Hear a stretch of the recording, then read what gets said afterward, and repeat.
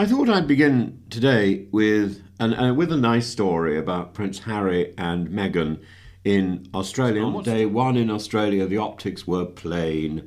They arrived in Melbourne's Royal Children's Hospital and were greeted by large, warm crowds. Staff, parents, family, well-wishers lined the walkways, and even hostile coverage conceded the size of the reception and the positive atmosphere on the ground. Reuters described a petition against policing costs and a mixed public debate, yet the same reporting still recorded their hospital visit and the attention they drew. The Guardian likewise noted their warm reception at the hospital, even while stressing the commercial side of the trip. The Telegraph, from a paper seldom accused of softness towards the Sussexes, said the crowd was as big as the reporter had seen on such an engagement and judged the first day's public reception overwhelmingly positive. That matters because monarchy is not merely a constitution in costume. Monarchy is theatre. It is presence, poise, mood, symbolism, and the strange ability to make strangers gather in the rain for a glimpse of a family that they do not know. And on that test, Harry and Meghan still possess something potent. They have what public life craves and institutions rarely manufacture at will: recognizability, emotional pull, and crowd energy. Those are not trivial things. Those are the currency of royal relevance. But Australia suggests a harsher truth for the institution they left behind. The Sussexes still know how to do the job, or at least the visible part of the job. Harry looked at ease with veterans and mental health campaigners. Meghan moved easily through hospital wards and a women's shelter. Their programme, children's health, veterans, domestic violence support, mental health, community well-being, was tightly aligned with the causes they have long tried to make their own.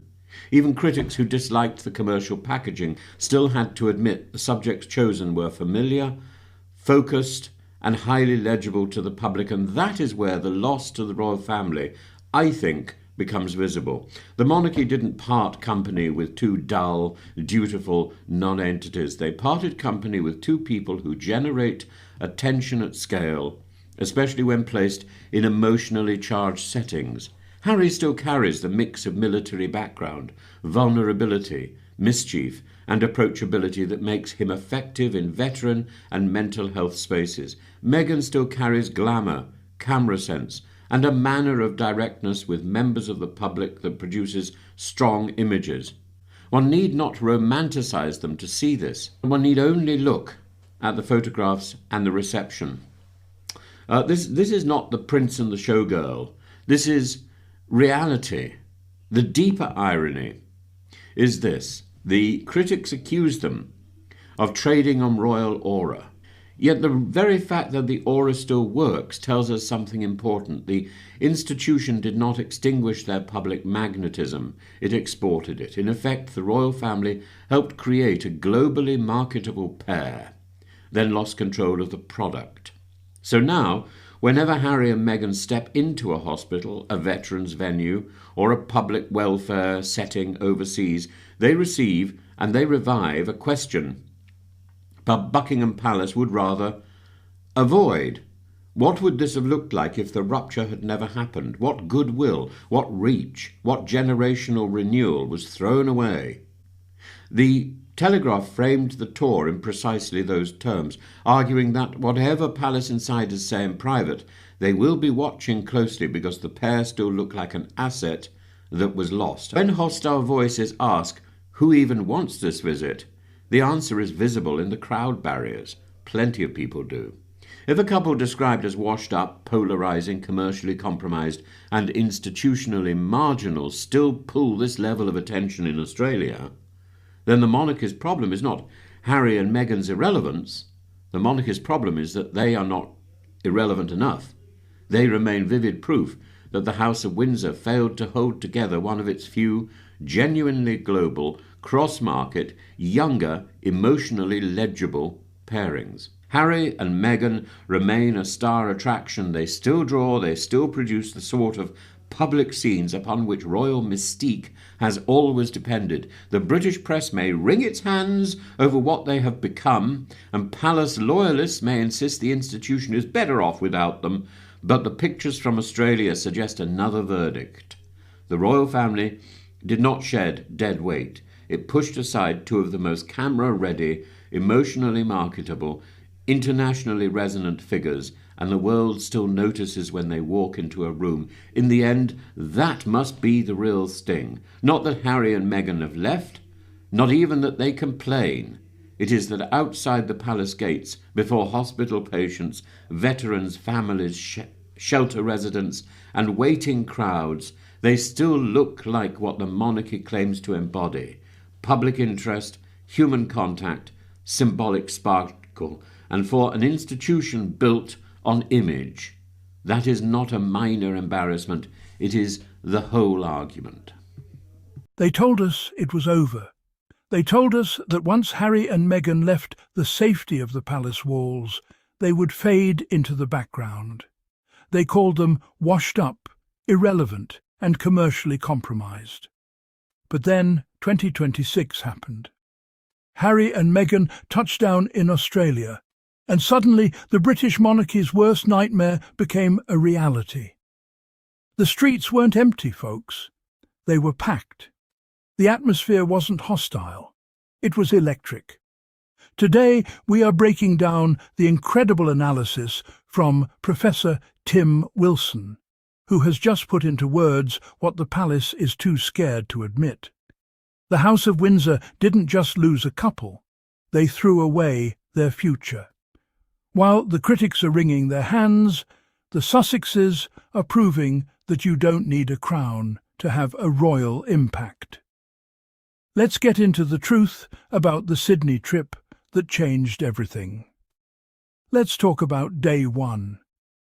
You've seen the headlines from the usual suspects in the UK press, always looking for a mixed reception or a controversial angle. But as Professor Tim Wilson pointed out, even the most hostile coverage couldn't ignore the facts on the ground. When Harry and Meghan arrived at Melbourne's Royal Children's Hospital, the optics, as the professor calls them, were undeniable.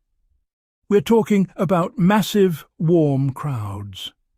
Walkways lined with staff, parents, and well-wishers who just wanted a glimpse of the couple. Now, listen to this. Even The Telegraph, a paper that is rarely accused of being soft on the Sussexes, had to admit the truth. Their reporters on the ground said the crowd was as big as they'd ever seen for this kind of engagement. They judged the reception as overwhelmingly positive. Think about that for a second. These are the same outlets that spend 24/7 trying to tell you that nobody cares about Harry and Meghan anymore. Yet, when the boots hit the ground, the truth comes out. As Professor Wilson says, monarchy isn't just about constitutions and fancy costumes. It's theatre. It's presence. It's that strange ability to make strangers stand in the rain just to see you. And on that test, Harry and Meghan didn't just pass, they aced it. They possess the one thing that institutions, no matter how old or wealthy, cannot manufacture at will: emotional pull and crowd energy. This is where the sting really starts to hurt for the palace. Professor Wilson makes a brilliant point about what he calls the currency of royal relevance. Public life craves recognizability. It craves a connection. The Sussexes still know how to do the job, or at least the part of the job that actually matters to the people. While the critics were obsessing over who paid for the flights or the commercial packaging of the trip, Harry and Meghan were doing what they do best: connecting. We saw Harry at ease with veterans and mental health campaigners. We saw Meghan moving effortlessly through hospital wards and women's shelters. Their programme wasn't random. It was children's health, domestic violence support, and community well-being. These are causes they have championed for years. The professor hits the nail on the head here. The monarchy didn't part company with two dull, dutiful non-entities. No, they parted ways with two people who generate attention at scale. Harry brings that unique mix of military background, vulnerability, and approachability.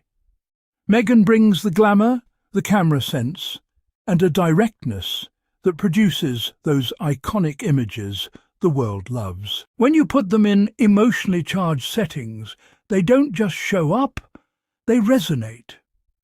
Here is the deeper irony that the haters absolutely hate to hear. The critics accused Harry and Meghan of trading on their royal aura. But wait, if the aura still works, doesn't that mean the problem isn't the couple? The institution didn't extinguish their magnetism when they moved to California, it exported it. Imagine being the CEO of a company, having your two most popular, global and emotionally legible stars walk out the door and then watching them succeed on a global stage while you struggle to stay relevant with a younger demographic. That is exactly what is happening to the House of Windsor. The royal family helped create a globally marketable pair, and then they lost control of the product. Now, every time Harry and Meghan step into a hospital or a veterans venue overseas, they revive a question that Buckingham Palace would stay awake at night trying to avoid. What would this have looked like if the rupture had never happened? Think of the reach they could have had. Think of the generational renewal they represented. The Sussexes were the bridge to the future, and the palace burned it. Now, as Professor Wilson says, they look like an asset that was lost. When hostile voices ask, who even wants this visit? The answer is written in the crowd barriers. People do. The monarchist problem, according to Professor Wilson, isn't that Harry and Meghan are irrelevant. It's that they are not irrelevant enough. If they were truly washed up, nobody would show up. The cameras wouldn't click. The news wouldn't carry the stories. But the pictures from Australia tell a different verdict. The royal family didn't shed dead weight. They pushed aside two of the most internationally resonant figures of our time. And the world still notices when they walk into a room. That's the real sting. It's not the interviews or the books. It's the fact that outside the palace gates, standing before veterans and families, Harry and Meghan still look like exactly what the monarchy claims to embody. Public interest, human contact, and symbolic sparkle. For an institution built entirely on image, that isn't just an embarrassment. It's a total collapse of the argument. Harry and Meghan are proving that you can have the sparkle without the shackles. And that is what has the critics so terrified. At the end of the day, Australia proved what we've known all along. You can take away the titles, you can cut off the funding, and you can try to smear their names in the tabloids, but you cannot take away the genuine connection Harry and Meghan have with people across the globe. They are the global, cross-market, younger pairing that the House of Windsor failed to keep. And as they continue to lead with impact and heart, the rest of the world is going to keep watching, keep cheering, and keep showing up. What did you think of the Australian tour? Did the crowd surprise you, or did you know the Sussex effect was as strong as ever? Let me know in the comments below. I want to hear from you. And if you enjoyed this deep dive, do me a huge favor. Hit that subscribe button right now. We are building a community here that stands for the truth and supports Harry and Meghan against the noise. Join the family, turn on those notifications, and I'll see you in the next video. Stay bright, stay bold, and keep supporting the Sussexes. See ya.